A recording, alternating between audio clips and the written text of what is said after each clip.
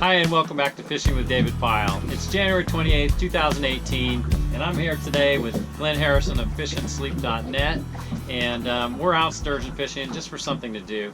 But we talk a lot about springers because springer season is going to be upon us in the next month and a half to 2 months, and you know, getting prepared for that, getting your boat ready, making sure that your motors are running, making sure that you've got all of your gear set up in your boat so that when you are out fishing, you're not missing something.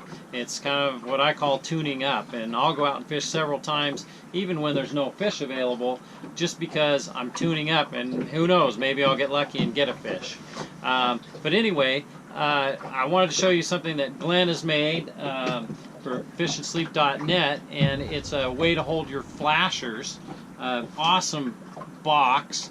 It's got guides in it, and in this particular box you can put in how many? You can hold 12 triangle flashers in this box right here, and there's a different inset that we'll talk about a little bit for the Pro Trolls, and you can hold up to 8 Pro Trolls. So you kind of see the Pro Trolls versus the triangle flashers, and you know, talking about flashers in springer season, the reason I bring this up is that we're going to use, at some point, we're going to use a triangle style flasher, and sometimes we're going to use a 360 flasher, which will be for a different style of fishing. And typically, if I know I'm going to fish suspended in the spring season, and a lot of that happens in this part of the Willamette River where it's 50, 60 feet deep, and I'm fishing, say, 15 to 20 feet deep, then I might throw down one of these 360 flashers, right? I mean, we did that last year, put a herring behind it, and we caught some fish. And I know if I'm going to the bottom, and I'm going to be down in the Multnomah Channel, up near the spaghetti factory, higher up in Oregon City, above Selwood Bridge, then triangle flasher, and I want to get that right down to the bottom. But these big 360s are making big loops, and they'll just boom, hit the bottom, come around, boom, hit the bottom. So typically that's what we did last year, wouldn't you say? And yeah, we had good success with that up, I think you said, the spaghetti factory. Yeah, so and anyway, a nice way to organize. Glenn has these out on his website, fishandsleep.net, if you're interested. And of course, they're going to be in my boat for sure, because I mean, we've stepped on flashers, and I have them in gallon bags, and so they're an assorted mess for me to sift through and figure out which flasher I want to use. And then I'm hoping to come to you guys this year with some tips until the springers are in, and hopefully I can do some videos and show you some fish. But maybe Glenn will talk a little bit about the way he's got his pole rig he brought today just for demonstration purpose. Maybe talk about the bumper you're using and such. Yeah. So yeah, what I have here is I'm using a 65-pound Power Pro Tough Line as a main, for my main line. They come into a 6-speed swivel, which is behind a rudder, or some people would call it a spreader. Basically, your weight's going to go down off the bottom of it here. And then off the other end of the 6-speed, we have about a 18-inch bumper, and this is what's going directly to the triangle flasher. And one thing you want to make sure that your bumper here is at least as long as your dropper. So if you're using a 12-inch dropper, you want to have at least 12 inches on your bumper here.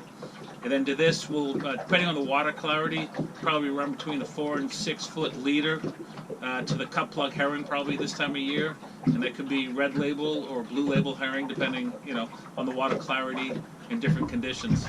So what I noticed with Glenn's rig is very similar to mine. So when I have, say, my triangle flasher or my 360 flasher, he's got this 6-speed chain, and then he's got the nice big duo clip, and I leave the top off, that top clip off of my flasher, so that when I want to switch it out, put a new one in, boom, I just put it in. And if I don't like this flasher, I want to use a different color, then sure enough, I just clip and unclip and throw a new flasher in. It's nice and easy, easy way to connect them.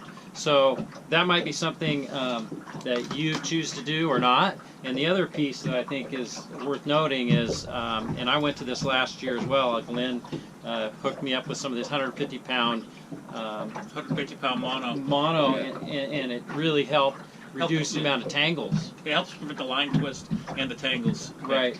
And if you get your flasher stuck on the bottom, you're going to lose your leader, but this 150-pound test isn't going to break. Right. Save your flasher at least that way, hopefully. And the other notable piece is in some of my past demos, I just use a little barrel swivel as a slider, and these have become popular in the last 2 years, 2 seasons. We've seen a lot of them out. And again, this serves the purpose of keeping tangles, reducing your tangles, and that's important. You're fishing, you don't have time to deal with things getting tangled up, and I might try these out this year because it does reduce the amount of tangles, especially Absolutely. if you've got some people that maybe have spent less time on a boat and they're not quite as skilled. Then this is going to prevent those tangles, and you'll spend more time fishing in the water. And I guess the third tip I want to talk about today is just generally scent and using scent. And I don't use a lot of it until fall season when I'm using hardware. I should retract from that. In late spring when I go to hardware, the water temperature warms. Then if I'm using spinners, I'm going to put some scent on that spinner. And I predominantly use it just to remove any human scent or anything that might scare a fish away. I'm not thinking that that's going to attract a fish, that the fish is going to smell that from miles away and come to that scent. I'm thinking when he gets up, he or she gets up and looks at that particular lure, and it doesn't have a smell that turns it off. It's just a neutralizer. So both Glenn and I are really particular on cleaning our gear, everything. I've got a little soap bucket. I've got a soap bucket with a brush here, and I'll put some lemon joy in it at the beginning of every fishing trip, and I'll take my flashers,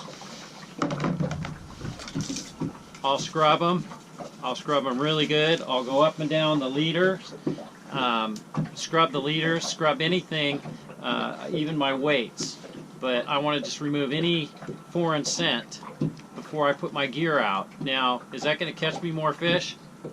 I don't know, but I know this, it's not going to hurt. And there are some studies that indicate that fish seem to be sensitive to certain smells. Just like I smell liver and onions, it turns me off, and it's like I gotta leave the house if I smell that. And a fish the same way. They have a really very sensitive snout. They can sense things. One thing's for sure, the human scent will repel a fish. I mean, could you still catch fish if you don't wash? Sure. Right. But, if you want to play percentages, if you want to increase, if that gives you 3 or 4% to clean your flasher off, then take the 3 or 4%. If it gives you another 3 or 4% chance of success to use a scent to cover up bad scents, then do that. And you get enough percentages in your favor, you're going to end up catching more fish at the end of the day. And see, it's funny because we started fishing 4 or 5 years ago together, and we have very, very similar philosophies on this. And it's translated to both of us having success in fishing. So clean your gear every day. You get in your boat, have a fresh towel. Don't have a stanky old towel that's been in your boat for the last 2 months. Right. It's had all kinds of scent on it. So those are the tips for today. And follow my YouTube channel. In the next couple of weeks, hopefully I'm going to provide some more tech tips. I think I want to do a segment on herring, rolling a whole herring, a cut plug herring, using a Dick Sure Spin, some of the other ways that I might use herring and anchovy to catch salmon. And I think it's important to note that there's a lot of different ways you can roll your herring. And some days the fish seem to find maybe a whole herring is more desirable than a cut plug herring.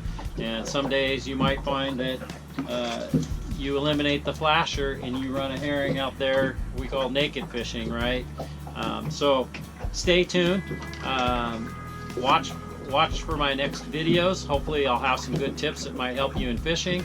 And we'll see you next time on Fishing with David Pyle. And thank you again, Glenn, for helping me present Thank you today. for taking me fishing today. Appreciate it. Thank you. All right, we'll see you next time.